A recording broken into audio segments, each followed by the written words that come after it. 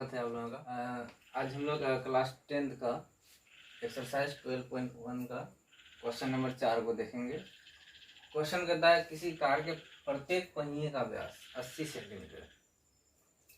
यदि यह car 60 kilometre प्रति घंटे की चाल से चल रही है तो 10 मिनट में प्रत्येक पहिए कितना चक्कर लगाएगा। प्रत्येक पहिया कितना चक्कर लगाएगा।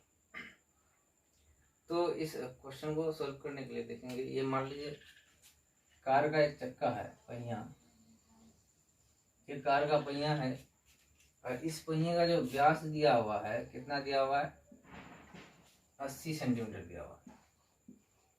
तो 80 सेंटीमीटर व्यास दिया हुआ तो त्रिज्या मालूम हो गया कितना, त्रिज्या आपका 40 सेंटीमीटर हो जाएगा। ठीक है।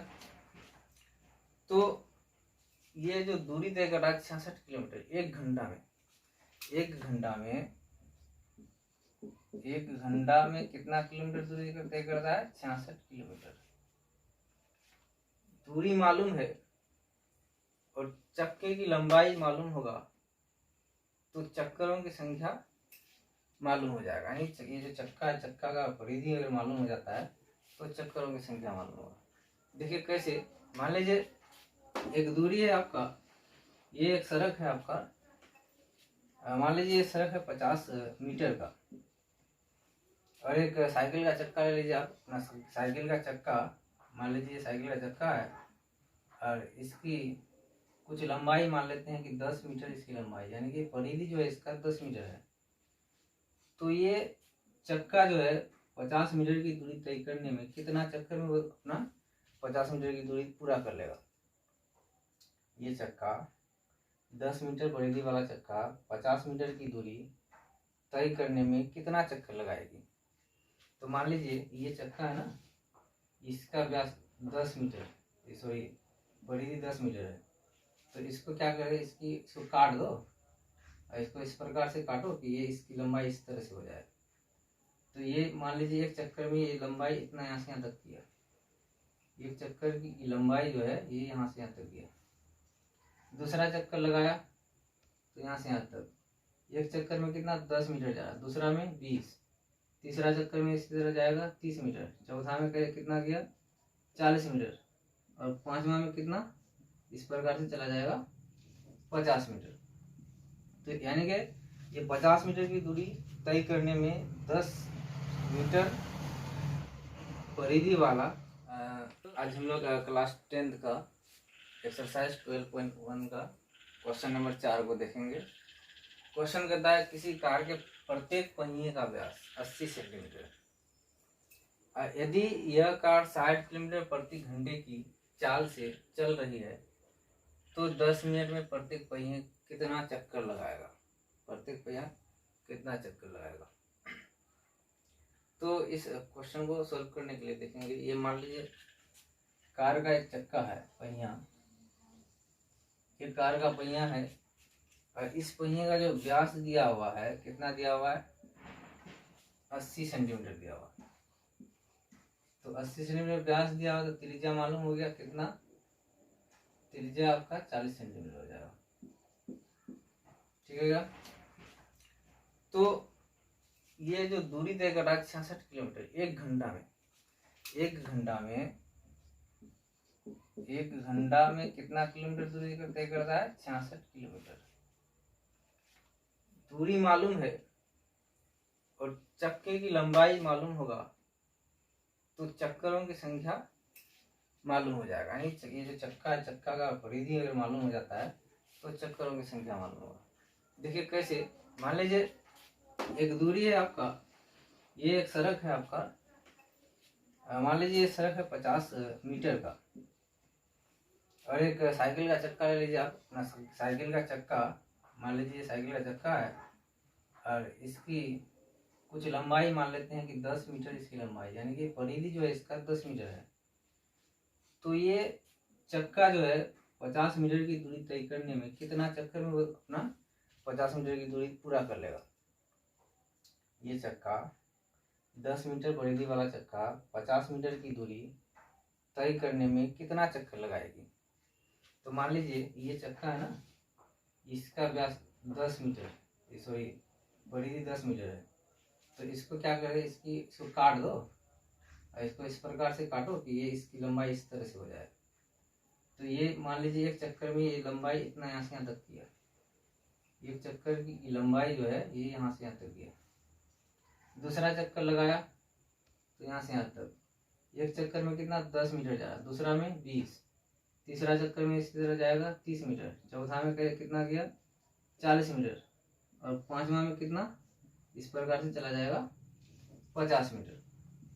तो यानी कि ये 50 मीटर की दूरी तय करने में 10 मीटर परिधि वाला, तो 10 मीटर ये परिधि वाला चक्का को ये 50 मीटर की दूरी तय करने में कितना चक्कर लगाना पड़ा।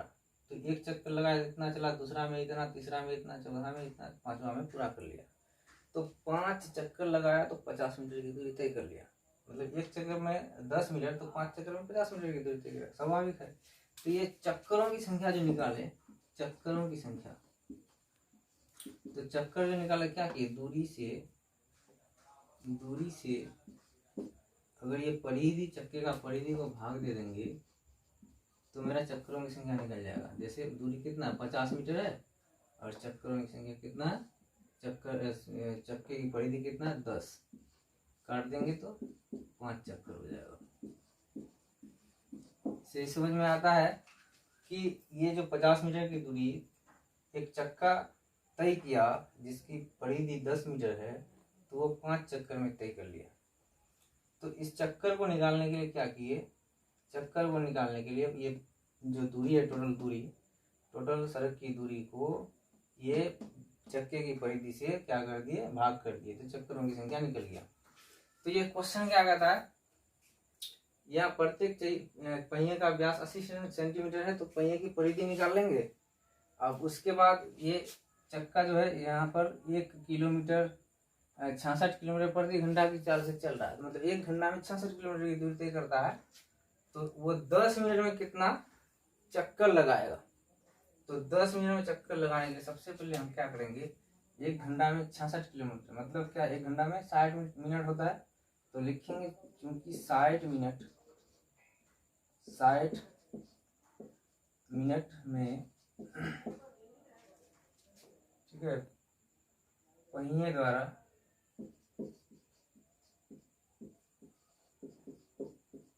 चली गई दूरी